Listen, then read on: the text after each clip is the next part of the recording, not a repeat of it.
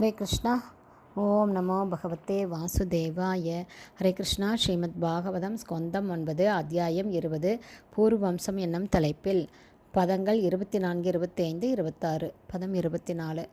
சக்கரம் தக்ஷிண ஹஸ்தேஷ்ய பத்ம கோசாஷ்ய பாதயோ ஈஜே மகா அபிஷேகேன சோ அபிக்ஷித்தோ அதிராட் விபுகு.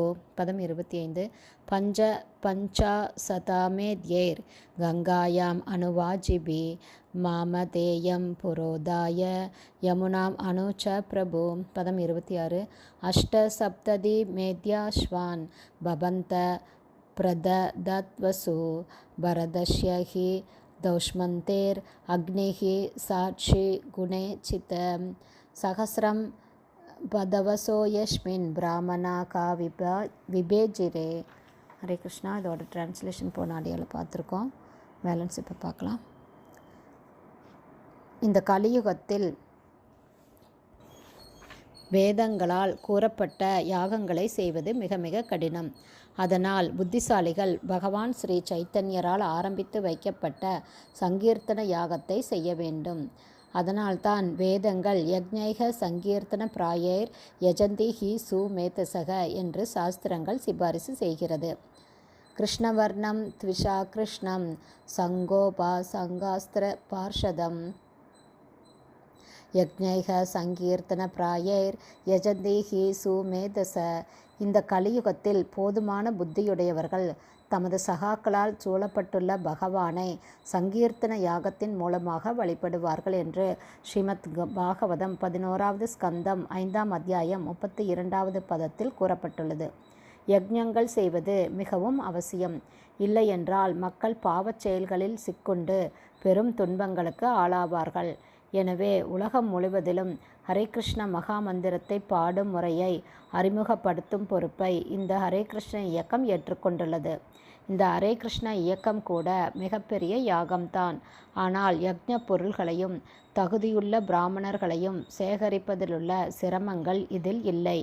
இந்த சங்கீர்த்தன முறையை எங்கும் எல்லா இடங்களிலும் செய்ய முடியும். எப்படியாவது மக்களை ஒன்று திரட்டி ஹரே கிருஷ்ணா கிருஷ்ண கிருஷ்ணா ஹரே ஹரே ஹரே ராம ராம ராம ஹரே ஹரே என்ற மந்திரத்தை பாடச் செய்வோமானால் யக்ஞத்தின் எல்லா நோக்கங்களும் நிறைவேறிவிடும். முதல் நோக்கமானது போதுமான மழையை பெறுவதாகும். ஏனெனில் மழை இல்லை என்றால் தானிய உற்பத்தி இருக்காது.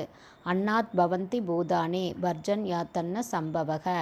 மழைகளினாலேயே எல்லா தேவைகளையும் உற்பத்தி செய்து கொள்ள முடியும். காமம் அவர்ஷ பர்ஜன்ய. மேலும் பூமியானது எல்லா தேவைகளுக்கும் மூல உற்பத்தி ஸ்தானமாக விளங்குகிறது. சர்வகாமா யுகாமகி.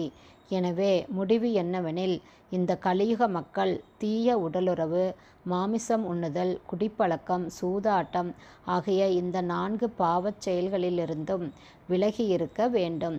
இத்தகைய தூய நிலையில் இருந்து கொண்டு ஹரே கிருஷ்ண மகா மந்திரத்தை பாடுவது என்னும் சுலபமான சங்கீர்த்தன யாகத்தை மேற்கொள்ள வேண்டும்.